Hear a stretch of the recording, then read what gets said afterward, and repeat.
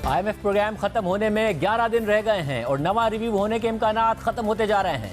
IMF के executive board ने 29 जून तक मीटिंग्स का शेड्यूल जारी कर दिया है, जिसमें पाकिस्तान शामिल नहीं है। IMF पाकिस्तान को $6.5 अरब की माली मुआवनत के लिए वजीर आजम शहबाज शरीफ के बकौल उनकी नाक रगड़वा रहा है, मगर उसके बावजूद ये प्रोग्राम रिस्टोर नहीं हुआ है। दूसरी जानिब इस माली साल हुकूमती पॉलिसीज की वजह से हुकूमत ने एक्सपोर्ट्स और रेमिटेंसेस की मदद में $7 बिलियन $7 अरब से जायद गवा दिए हैं। जोड़ है बैरूनी अशराफिया जो है, जिसमें IMF भी शामिल है, अमेरिका भी शामिल है, उनका मकसद ये होता है कि ये जौहरी ताकत पाकिस्तान है।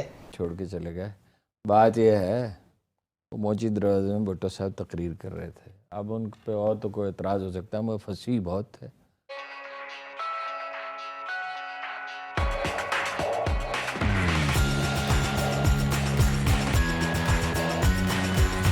मार्केट्स में गैर यकीनी की कैफियत है। स्टॉक मार्केट का 100 इंडेक्स आज 680 पॉइंट्स गिरकर बंद हुआ। सिर्फ $4 अरब के ज़रिए मुबादला के ज़खायर के साथ पाकिस्तानी मईशत को लाहक खतरात बढ़ते जा रहे हैं। और द न्यूज़ में मेहताब हैदर की खबर के मुताबिक पाकिस्तान IMF डील ना होने की सूरत में दोस्त ममालिक से $3 से $4 अरब के इंतजाम पर गौर कर रहा है। मगर सवाल ये उठ रहा है कि जब दोस्त ममालिक ने IMF की शराइत पूरी करने के लिए इजाफी $2 अरब नहीं दिए, तो IMF का प्रोग्राम ना होने की सूरत में $3 अरब कैसे देंगे, जब सऊदी अरब ने भी हालिया दिनों में अपने $2 अरब IMF प्रोग्राम में रहने की शर्त के साथ कमिट किए थे। मुत्तहिदा अरब अमारात ने भी $1 अरब IMF प्रोग्राम में रहने की शर्त के साथ कमिट किए थे। और अगर नवा रिव्यू नहीं हुआ और IMF का प्रोग्राम खत्म हो गया तो ये $3 अरब भी खतरे में पड़ जाएंगे। जबकि खबर रसाई इदारे ब्लूमबर्ग के मुताबिक पाकिस्तानी बजट पर IMF एतराज़ ने किस्त ना मिलने के खदशात बढ़ा दिए हैं। 30 जून को खत्म होने वाले IMF प्रोग्राम की किस्त ना मिलने का खदशा बढ़ गया है। डॉलर की किल्लत नए माली साल की पहली तिमाही में शदीद और तवील होगी। प्रोग्राम आगे ना बढ़ने से डिफॉल्ट का खतरा खातिर ख्वाह बढ़ जाएगा।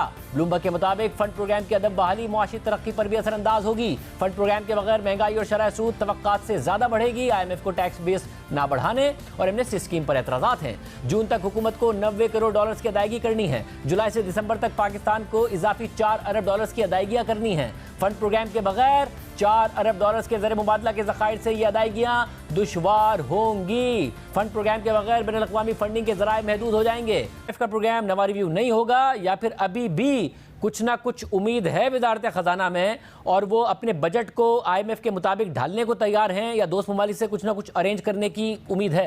पे अब वक्त कम है और we are running against the time, तो इसलिए प्लान बी की बातें अभी से होनी शुरू हो गई हैं। और प्लान बी में बुनियादी तौर पर वो ये समझते हैं कि अभी भी मैनेज किया जा सकता है, कन्विंस किया जा सकता है सऊदी अरब को और UAE को और चाइना को भी कि वो उनसे एडिशनल डिपॉजिट्स की रिक्वेस्ट की जाए। लेकिन आप ये देखें कि पहले सऊदी अरब ने और UAE ने कंफर्मेशन तो दी थी, लेकिन उन्होंने SLA की साइनिंग के साथ इसको अटैच किया था। अब बहुत बड़ी तब्दीली और मौजज़ा होगा कि वो इसको डी लिंक कर दे। लेकिन पाकिस्तानी अथॉरिटीज़ और ख़ासकर मिनिस्ट्री ऑफ फाइनेंस ये समझती है कि वो इस सिलसिले में उनसे बातचीत करेंगे और ये जो ब्रिज फाइनेंसिंग है IMF प्रोग्राम तक जाने की और केयर टेकर सेटअप और इलेक्शंस, उस तक की चीज़ों को वो मैनेज करके जाएंगे। पहले हुकूमत पाकिस्तान और मिनिस्ट्री ऑफ फाइनेंस की जितनी भी सारी बातें थीं वो उसमें उन्हें नाकामी हुई है। अब इसके ऊपर भी क्वेश्चन मार्क डेफिनेटली आएगा। एक तो उन्हें पब्लिकली आके बताना चाहिए कि ये प्लान बी के तहत ये एडिशनल डिपॉजिट्स ही उनकी शर्त है और इंपोर्ट कंप्रेशन ही उसके अंदर शामिल है, या उसके अलावा भी कुछ किया जा रहा है। चूँकि अगर हमने कोई डेट रीप्रोफाइलिंग की बात भी शुरू की तो वो एक दिन में नहीं हो सकेगी, इसलिए एक ब्रिज फाइनेंसिंग तो पाकिस्तान को चाहिए अगर हमने डिफॉल्ट से बचना है। क्योंकि ये जो डिफॉल्ट से हम कोई शॉर्ट टर्म में बच जाएंगे मगर मीडियम टर्म में खतरा बढ़ ही नहीं जाएगा बगैर IMF प्रोग्राम के। अगर हमें दोस्त ममालिक ने, वैसे तो बड़ा मुश्किल है क्योंकि उन्होंने IMF प्रोग्राम के लिए नहीं दिए, तो उसके अलावा दे दें जो कमिट किया वो भी IMF से ही नथी था। Thank you Shajid. देखें, ये डेफिनेटली IMF के साथ कंटिजेंट है। उसकी वजह यह है कि आपने देखा होगा कि सऊदी अरेबिया ने भी जो $3 बिलियन एडिशनल अनाउंस किए थे और UAE ने जो है वो $1 to $2 बिलियन अनाउंस किए थे, वो भी कंटिजेंट ही थे। उसकी वजह एक बड़ी है कि चाहे वो चाइना हो, UAE हो या खासकर सऊदी अरेबिया हो, ये IMF के मेंबर्स हैं और आप ये नहीं कर सकते कि एक बैंक के पास डायरेक्टली जा रहे हैं और वो आपको जो है वो प्रोग्राम आपके साथ ऑनबोर्ड नहीं कर रहा और आप इनडायरेक्टली उनके शेयर होल्डर्स के पास चले जाएं या मेंबर्स के पास चले जाएं और वो आपको फंडिंग दे दें, तो ये तो बहुत क्रिस्टल क्लियर है कि आउट ऑफ द वे जाके फंडिंग मिलना बहुत रिमोट इसके चांसेस है। सेकेंडली आप ये देखें कि हमारे पास जो इस वक्त रिजर्व्स मौजूद हैं उसमें $4 बिलियन हैं और अगले 6 महीनों में तकरीबन $4.7 बिलियन की अदायगी हैं।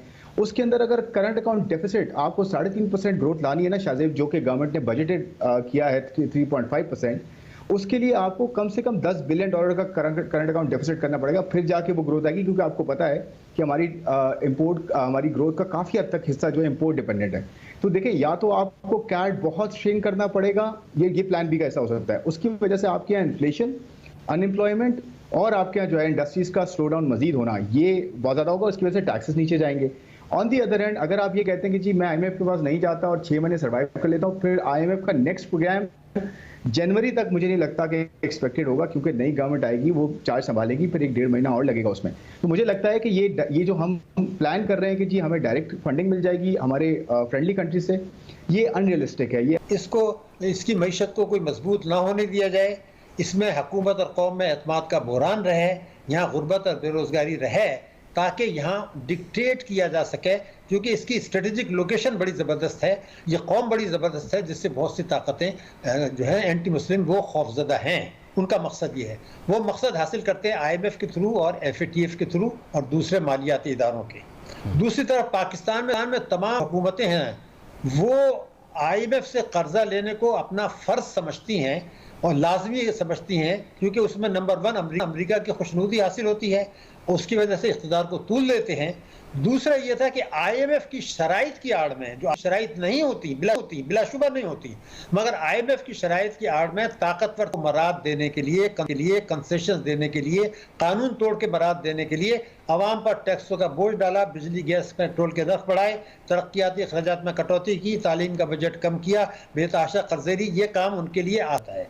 तीसरी तरफ IMF है जो इतना बेचैन है पाकिस्तान को कर्जा देने के लिए। मैं सबूत पेश कर सकता हूं, अगर हम ना लें तो वो फिर हमारे पीछे भागेगा कि जनाब आपकी तो इकनॉमी ठीक नहीं है, आप हमसे कर्जे लें। और माजी में ऐसे बयानात मौजूद हैं जब उन्होंने पाकिस्तान से कहा कर्जे लें, तो ये बड़ा एक गठजोड़ इब्तिदाई। सिर्फ ये नुकसान पूरे IMF प्रोग्राम से ज़्यादा है। ताज्जुब की बात है कि पिछले 11 माह में एक्सपोर्ट्स और रेमिटेंसेज में कमी से मुल्क को $7.15 बिलियन यानी $7.25 अरब का नुकसान हुआ, जबकि IMF का पूरा प्रोग्राम इससे कम था और $1.20 की किस्त लेने के लिए पाकिस्तान पिछले 10 महीने से मुसलसल पापड़ बेल रहा है। इस माली साल जुलाई से मई के दौरान एक्सपोर्ट्स $3.49 करोड़ कम होकर $25.38 रही, यानी इसमें 12% की कमी आई। आर्टिकुलेट बहुत।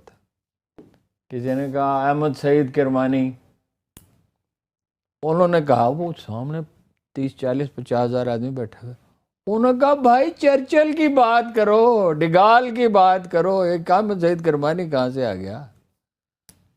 बात ये छोटे छोटे अदाकार हैं, ये बेचारे, इनका कोई किरदार नहीं है। अगर तर्जुमान के लिए उन्हें मिली है मोहतरमा, वो अपना क्या नाम बताया, फयाजुल हसन चौहान भी हैं। तो बस फयाजुल हसन चौहान तो भाई उनसे भी चौधरी इस वाक़े से सिर्फ एक चीज़ जाहिर होती है कि पार्टी की क़यादत संभाल ली है अलीम खान ने। जहांगीर तरीन सिर्फ कायद होंगे। जहांगीर तरीन का जो मिजाज मैं समझता हूँ, थोड़ी बहुत मेरी उनसे मुलाकात रही है, कि वो कोई ज़्यादा मुतहर्रिक नहीं होंगे, उनकी असल प्रायोरिटी बिजनेस है।